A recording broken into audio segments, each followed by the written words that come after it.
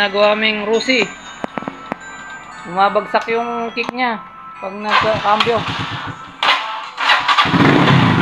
Okay, testing.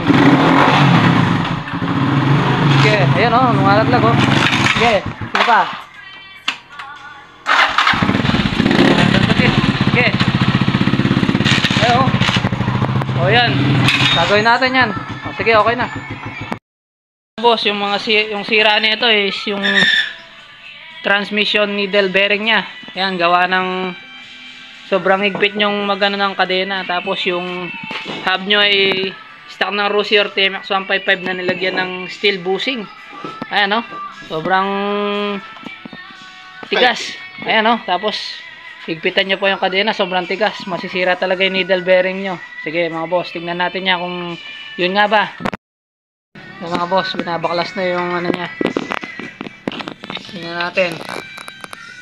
Meron nga bang pinagtabasan o ribaba? Ayan. Kaya mga boss, kung ako sa inyo, maghanap na lang kayo ng hub na pang 175, yung rubber, yung may rubber, yung ano niya, rubber damper. Ayan, yan ang masisira dyan. Needle bearing. Wag lang masisira yung ano, transmission. So yun, Rusi 150 Macho.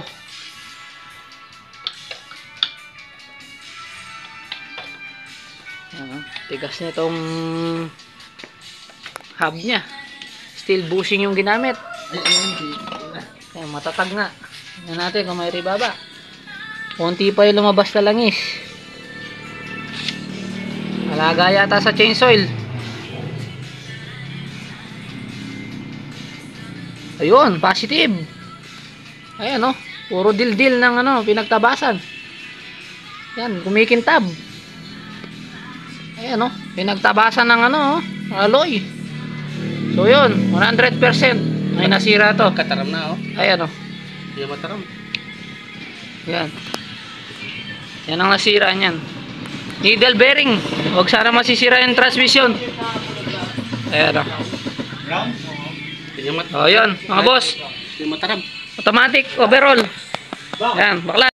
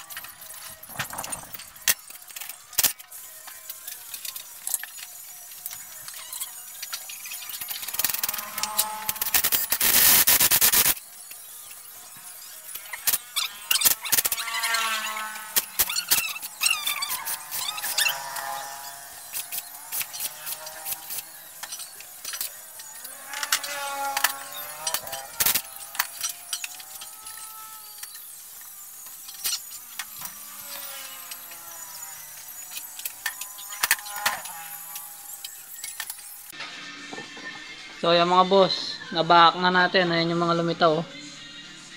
Ayan, oh. Pinagtabasan. Oh. Ayan. Tapos, ang dami pa niyang damage. Bukod sa dito sa needle bearing niya dito, gas-gas pa yung block niya. Tapos yung glass housing niya may alog. Tapos ito, overheat na. Kulang sa langis. Oh. Nagka-hairlines yung block niya. Ayan, oh. Makikita nyo. Ayan, oh. Gas. Check ko muna yung connecting rod niya kung okay pa. Ito. So, yung mga boss. Load muna kayo ulit.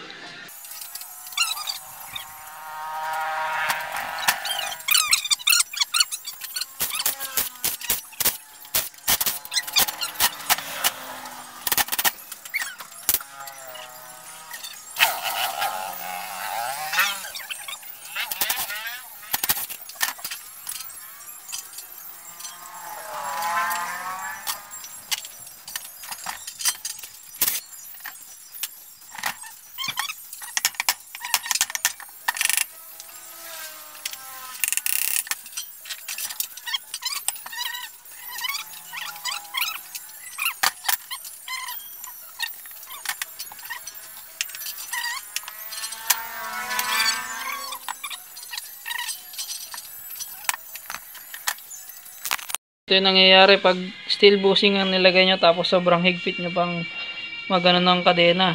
Ayan ang mangyayari. Masisira yan at sisira itong ano nya, shafting nya. Ayan, oh. Sayang naman. So yun, alagaan nyo rin sa langis. Ayan, oh. Yung kanyang clutch housing may alog. Yung kanyang block overheat may gas-gas. So yun mga boss, abangan nyo sa susunod na video. Palitan na natin ang counter shaft at yung needle bearing nya. Ayan. Palitan na natin, nabunot na natin. Ayan, bago na yung ano nya, counter shaft nya. Pang original Skygo. Ito. Skygo genuine. Tsaka bumili na rin tayo ng clutch housing pang Skygo din. Ayan. Ayan na, bago na yung counter shaft nya. Yan, oh, nagkaribaba sa loob pero wala naman danyo yan. Yan. Yan. Okay na. Tapos yan, okay na rin to bearing nya. Dahil yung dati niyang bearing, yan, nagkanda, sira-sira na. So yan mga boss, buuin ko na. Pakita ko na lang sa inyo pag buo na. Okay na. Ano? Hindi na bukabagsak yung kick. Ah.